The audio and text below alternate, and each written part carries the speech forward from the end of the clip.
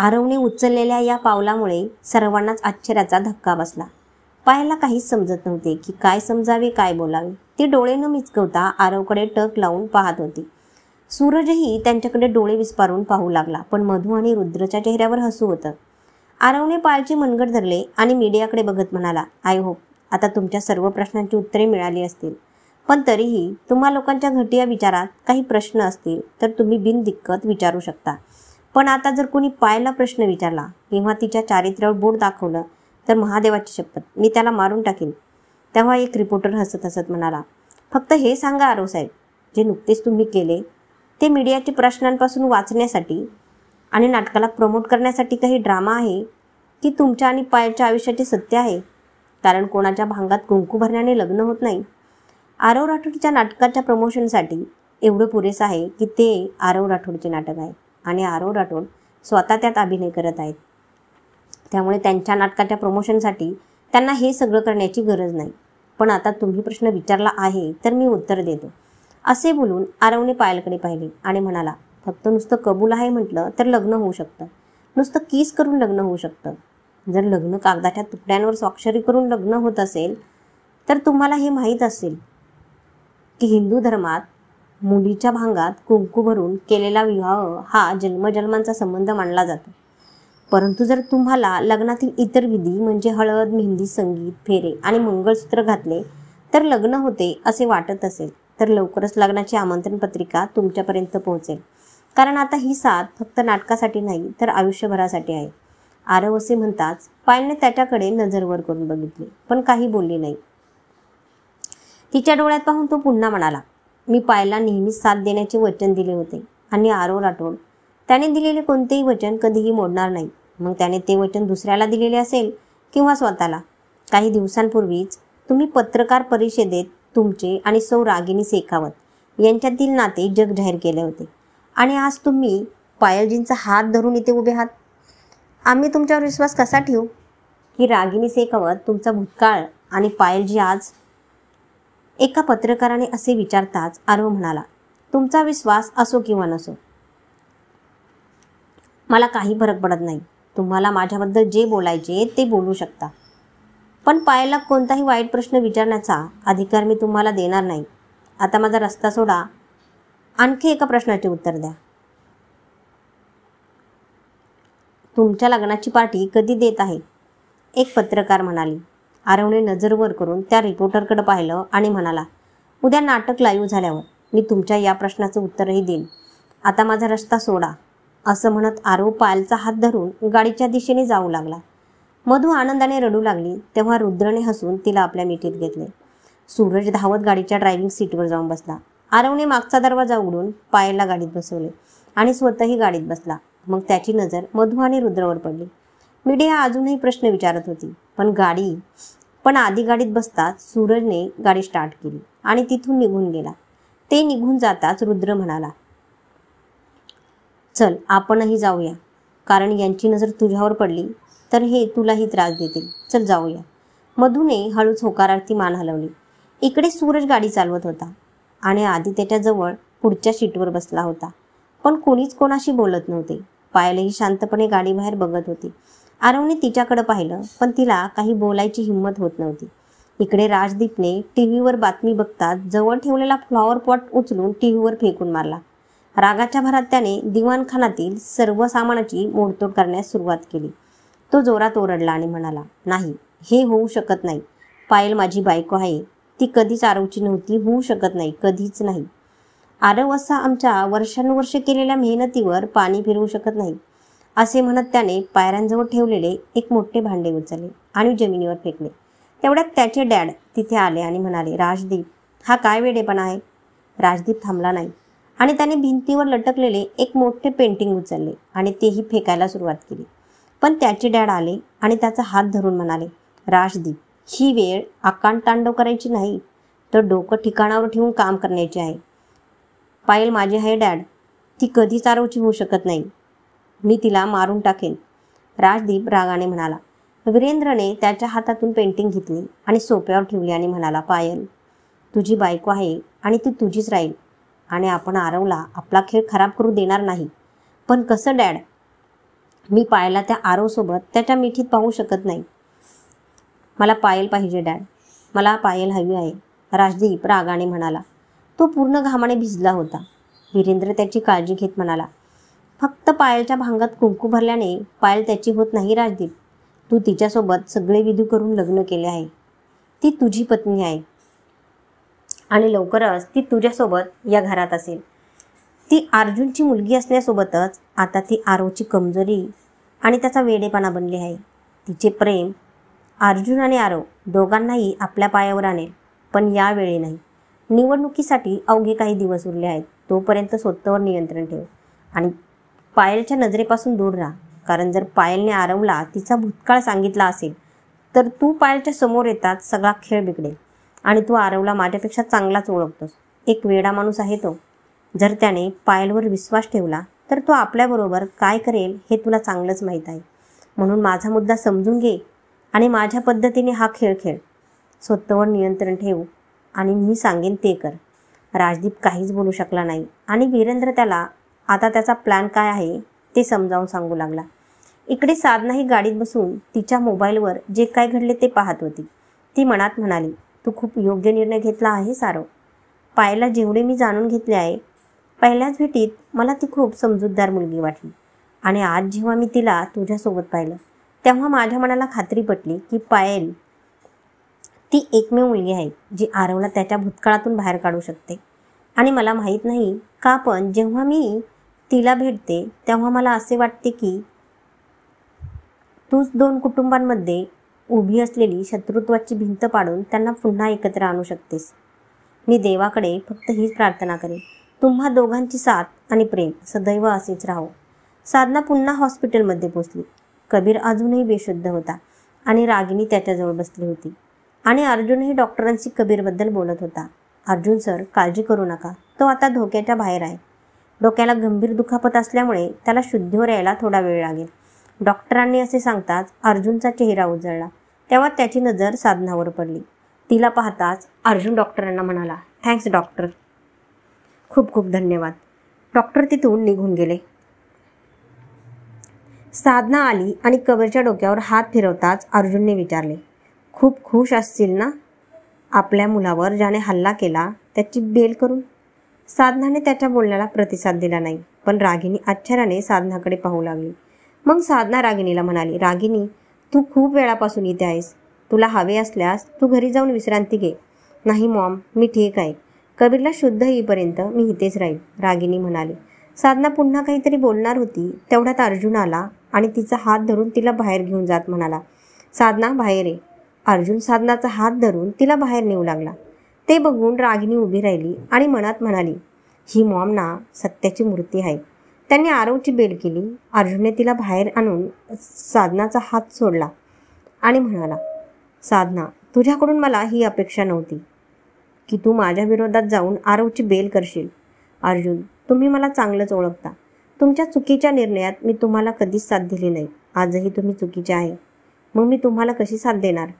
साधना असे बोलताच अर्जुनचा राग आणखी वाढला. तुला म्हणायचे आहे की मी तुझा नवरा चुकीचा आहे आणि आरव बरोबर? होय अर्जुन, मी हेच म्हणते की आरवच्या बाबतीत प्रत्येक वेळीप्रमाणेच यावेळेसही तुम्ही चुकीचे आहे. त्याने कबीरवर हल्ला केला नाही.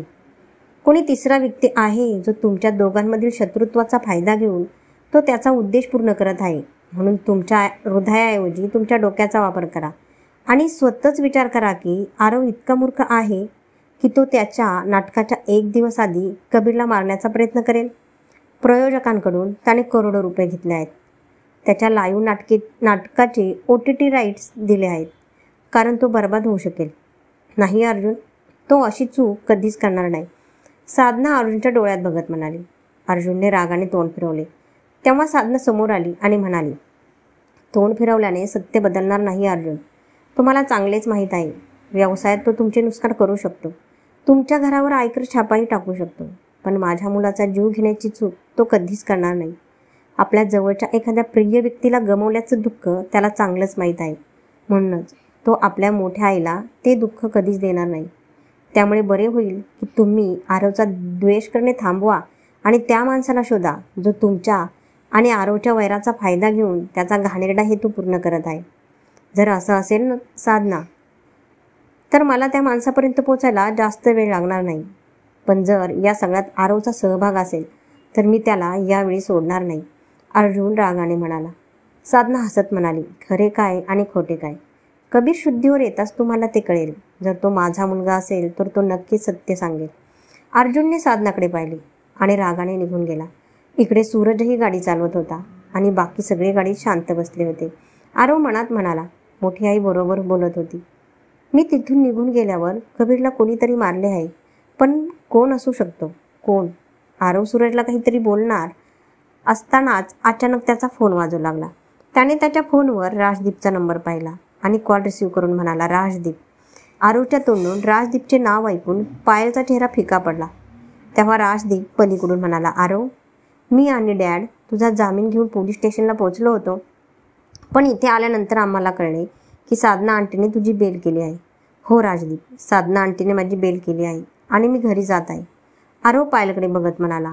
ती त्याला खूप घाबरलेली दिसत होती.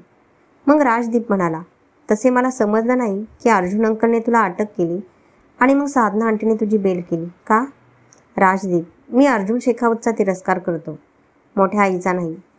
आणि राहिली गोष्ट मोठी आईची, तर तिच्या मनात माझ्याबद्दल तिने कधीही द्वेष ठेवला नाही. आजही ती माझ्यावर तितकंच प्रेम करते आणि विश्वास ठेवते जितकं ती काही वर्षांपूर्वी करत होती. कदाचित म्हणूनच तिने आजही माझ्यावर विश्वास ठेवला. पण आता मला त्या व्यक्तीला शोधायचे आहे ज्याने माझ्या खांद्यावर बंदूक ठेवून कबीरवर हल्ला केला. आरव असे बोलताच राजदीप अस्वस्थ झाला आणि मनात म्हणाला, अरे देवा, जर याला माझ्यावर थोडीही शंका आली तर डॅडचा प्लॅन सुरू होण्याआधी संपेल. पण मला त्याच्याशी बोलावं लागेल. त्याचा माझ्यावर विश्वास असणं खूप गरजेचं आहे. नाहीतर त्याचा माझ्यावरचा विश्वास उडाला तर तो पायलच्या सत्यावर विश्वास ठेवेल. राजदीप, तुला माझी काळजी करण्याची काही गरज नाही. मी बरा आहे आणि या काळजीबद्दल थँक्यू. बाय, असे म्हणत आरवने कॉल कट केला आणि पुन्हा पायलकडे पाहिले, जी त्याला खूप काळजीत दिसत होती. आरवने क्षणभर विचार केला आणि सूरजला विचारले, सूरज, मी तुला कोणावर तरी लक्ष ठेवायला सांगितले होते. तुला काही कळलं का? मला बरंच काही कळलं आहे सर, पण यावर आपण घरी गेल्यावर बोलूया, सूरज म्हणाला. आरवने क्षणभर विचार केला आणि मग म्हणाला, आपण घरी जाणार नाही सूरज, ऑडिटोरियममध्ये चल. मग आधी म्हणाला, नाही, आपण आधी घरी जाऊ. आजी तुझ्यासाठी खूप काळजीत आहे. आरव काहीच बोलू शकला नाही. त्याने पुन्हा पायलकडे पाहिले, जी अजूनही पुतळ्यासारखी बसली होती. तो मनात म्हणाला, अर्जुन शेखावतचा नाश करणे हे माझ्या आयुष्याचे उद्दिष्ट होते. म्हणूनच मी जे काहीही करतो खूप विचार करून करतो. तर मग मी विचार न करता, पायलशी न बोलता, मी तिच्या आणि माझ्या आयुष्याचा इतका मोठा निर्णय कसा घेतला? कसा? पायलला मला स्वतःपासून दूर करायचे होते, कारण माझ्या आणि अर्जुन शेखावतच्या वैमनस्यामुळे तिला दुखापत होऊ नये म्हणून. पण तिला स्वतःपासून दूर करता करता मी तिला माझ्या जास्त जवळ आणले आहे. माहीत नाही पायल माझ्याबद्दल काय विचार करत असेल. काय बोलू तिच्याशी? मी जे केले ते मी का केले ते मी तिला कसे समजावू? उद्या तिला एकट्याने सामोरे जाण्याची माझ्यात हिंमत नाही होणार. उद्या काय होणार? आज जे काही झाले आहे त्याचा उद्या आमच्या नाटकावर परिणाम होऊ नये. नाही, मला पायलशी बोलावं लागेल. मी आज जे काही केले ते फक्त तिला जगाच्या वाईट नजरेपासून वाचवण्यासाठी केले. मला तिला समजावून सांगावे लागेल. माझा दुसरा कोणताही हेतू नव्हता, असं मनातल्या मनात म्हणत आरवने पायलकडे पाहिलं, जी शांत बसून माहीत नाही काय विचार करत होती. काही वेळ गाडी चालवल्यानंतर सूरजने आरवच्या घराबाहेर गाडी थांबवली. सूरज आधी आणि आरव तिघेही गाडीतून बाहेर आले, पण पायल अजूनही पुतळ्यासारखी तिथेच बसून होती. आरवने पायलला आवाज दिला, पण पायलला जणू काही ऐकूच येत नव्हते. आरवने आधीकडे पाहिलं आणि मग पायलकडे बघत म्हणाला, पायल, आपण घरी आलो आहोत. यावेळीही पायल नाही हलली, नाही काही बोलली. आधीने आरवच्या खांद्यावर हात ठेवला आणि म्हणाला, तू तिला घेऊन ये, मी आतली परिस्थिती हाताळतो. आरव काही बोलायच्या आधीच तो सूरजला घेऊन तिथून निघून गेला. तो निघून जाताच आरवने पायलच्या बाजूचा दरवाजा उघडला आणि पायलला म्हणाला, पायल, आपण घरी आलो आहोत. पायल अजून काय विचार करत होती माहीत नाही. तिनं काही बोलली ना आरवकडे पाहिले. आरवने पुन्हा तीच ओळ बोलला, पण यावेळी तेच घडले. आरवने डोळे मिटून हिंमत एकवटली आणि डोळे उघडले. त्याने पायलचे मनगट पकडून तिला गाडीतून बाहेर काढले. पायलला स्वतःवर ताबा ठेवता आला नाही. आणि ती अडखळू लागली. पण आरवने तिला पकडले. पायल डोळे न मिचकवता त्याच्याकडे पाहू लागली आणि आरव तिला. पायल मनात म्हणाली, तुम्ही माझा भूतकाळ जाणून घेतल्याशिवाय अचानक असं एवढं मोठं पाऊल उचलायला नको होतं सर. आय एम सॉरी पायल. पण त्यावेळेस विचार करायला वेळ नव्हता. परिस्थिती जशी होती की मला जे योग्य वाटले तेच केले.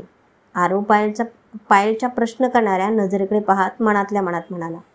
काही न बोलता पायलने हळूच आरवचा हात तिच्या कमरेवरून काढला आणि आत जाऊ लागले.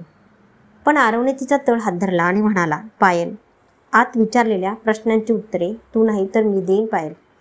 पायलला काही समजेल त्याआधीच आरव पायलचा हात धरून घरात जाऊ लागला. ते दोघेही घराच्या उंबरड्यावर पोचल्यावर समोर यशोदाला पाहून ते थांबले. पायल तर त्यांच्या नजरेला नजर मिळू शकत नव्हती. आरव पुढे जाऊन काहीतरी बोलणारच होता.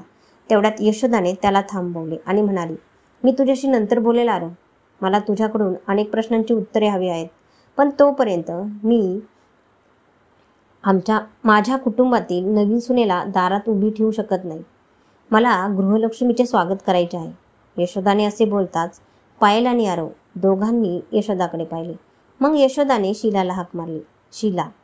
हो आजी, शीला हसत म्हणाली आणि पटकन धावत जाऊन तांदळाने भरलेला कलश घेऊन आली. तिने कलश उंबरट्यावर ठेवला आणि नंतर पूजा थाळी घ्यायला गेली. पूजेचे ताट आणून यशोदाला दिले तेव्हा यशोदाने पुढे येऊन आरवच्या कपाळावर कुंकू आणि तांदळाचा तिलक लावला.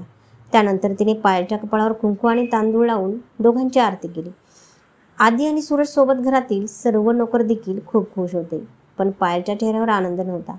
आरती झाल्यावर यशोदाने ताट शीलाकडे दिले आणि पायलला म्हणाली, पायल, या कलशाला उजव्या पायाने पाडून आत ये बेटा. पायलने पुन्हा त्यांच्याकडे पाहिले तेव्हा यशोदाने कलशकडे बोट दाखवले. पायलने हळूच पाय लांब करून कलश पाडला. मग यशोदाने पायलच्या गालाला स्पर्श केला आणि म्हणाली, ये बेटा. पायल आत आली आणि वरती तिच्या खोलीत गेली. सगळे तिला जाताना पाहत होते. पण तिला काही बोलायची किंवा विचारायची हिंमत कोणाचीच नव्हती. पायल तिच्या खोलीत आली आणि बेडच्या साहाय्याने खाली जमिनीवर बसली. ती निघून जाताच यशोदाने आरवचा हात धरला आणि त्याला स्वतःकडे वळवले आणि म्हणाली, आरव, तुला तुझ्या आयुष्याचे निर्णय घेण्याचा अधिकार आहे. पण पायलला न विचारता एवढा मोठा निर्णय घेण्याचा तुला अधिकार नव्हता. आरव काहीच उत्तर न देता निघू लागला. पण यशोदाने त्याचा हात धरला आणि म्हणाली, पळून जाणे हा प्रत्येक समस्येवर उपाय नाही आरव. तू सत्याला सामोरे जायला शिक. आरव मागे वळून म्हणाला, मी सत्यापासून कधीच पळत नाही आजी. आणि आजही मी पळत नाही. मला मान्य आहे की पायलला विचारल्याशिवाय मी एवढं मोठं पाऊल उचलायला नको होतं. पण मीडिया ज्या प्रकारे बोलत होती यापेक्षा चांगलं उत्तर माझ्याकडे नव्हते. आणि तसेही पायलला दिलेलं एक वचन मी पाळू शकलो नाही. पण दुसरं नक्कीच पाळेल. पायलचं या जगात कोणीही नाही आजी. ती अनाथ आहे. हे नाटक संपल्यानंतर ती कोणताही प्रोजेक्ट करणार नाही. कारण तिला सामान्य माणसाचं आयुष्य जगायचं आहे. त्यामुळे आज जे काही झाले आहे त्यानंतर एका सामान्य मुलीचे आयुष्य कसे असेल हे माझ्यापेक्षा तू चांगले समजू शकते. माझ्यामुळे या अडचणींचा सामना करण्यासाठी मी पायलला एकटे सोडू शकत नाही. म्हणून मला जे योग्य वाटले ते मी केले. मी तुझ्या निर्णयाच्या विरोधात नाही आरव. तुझ्यासाठी पायल ही माझी पहिली आणि शेवटची पसंत आहे आणि त्यामुळेच मी तिला इथे आणलं. पण हे सगळं असं घडलं त्यामुळे मी काळजीत आहे. कारण मला माहीत नाही पायलच्या मनात काय आहे. यशोदाने असे बोलताच आरव म्हणाला, ती प्रेम करते माझ्यावर. आरवने असे सांगताच सर्वांचे डोळे उघडेच्या उघडेच राहिले. आणि तू? यशोदाने विचारले. तिचा प्रश्न ऐकून आरवने डोळे वर करून तिच्याकडे पाहिले पण काहीच बोलला नाही. आधी रागाने त्याच्याकडे आला आणि विचारले, आता काय, काही मुहूर्त काढणार आहे तुझ्या मनातलं ओठावर आणायला? एवढं सगळं होऊनही तू हा विचार करतोय खरं बोलू की नको? पायल तुझ्या आयुष्यातून निघून गेल्यावर तुझंही तिच्यावर प्रेम आहे हे तू स्वीकारशील असं तू ठरवलंय का? जा आणि तिला सांग की तुझे तिच्यावर प्रेम आहे. नाहीतर ती बिचारी मुलगी माहीत नाही काय काय विचार करून काळजीत पडेल. यशोदाने आरवचे दोन्ही हात पकडले आणि म्हणाली, आरव, नशिबाने मिळते एखाद्याला निस्वार्थ प्रेम आणि तू त्या भाग्यवान लोकांपैकी एक आहे ज्याच्या नशिबात देवाने स्वतःच्या हातांनी खरे प्रेम लिहिले आहे. म्हणून असे तुझ्या नशिबाला ठोकर मारू नकोस. जा आणि पायलला सांग की तू तिच्यावर प्रेम करतोस आणि म्हणूनच तू आज एवढं मोठं पाऊल उचललं आहेस. नाहीतर तिला वाटेल की मजबुरीने तू तुझी इज्जत वाचवण्यासाठी आणि नाटकासाठी तिच्या भांगामध्ये कुंकू भरले आहेस. जा बेटा, तिला खरं सांग. आजी, हे सत्य हा स्वतःलाच बोलत नाही मग तो पायलला कसं बोलणार? माहीत नाही या गाढवाचा माणूस कधी होईल, असं म्हणत आधी रागाने तिथून निघून जाऊ लागला. यशोदा त्याला थांबवत म्हणाली, थांब बेटा, जाऊ दे मला आजी, उद्या नाटक आहे आणि अजून खूप कामं बाकी आहेत. आधी तिथून निघून गेला. सूरजही त्याच्या मागे गेला, पण काही पावले चालल्यावर त्याची पावले थांबली आणि तो वळून आरवला म्हणाला, प्लीज सर, जा पायलशी बोला प्लीज. आरवने त्याच्याकडे बघितल्यावर तो तिथून निघून गेला. तो निघून जाताच आरवने पायलच्या खोलीकडे बघितले आणि मग यशोदाकडे पाहू लागला. यशोदाने त्याला वरच्या मजल्यावर जाण्याचा इशारा केल्यावर आरव हळूहळू पायलच्या खोलीकडे जाऊ लागला. धन्यवाद.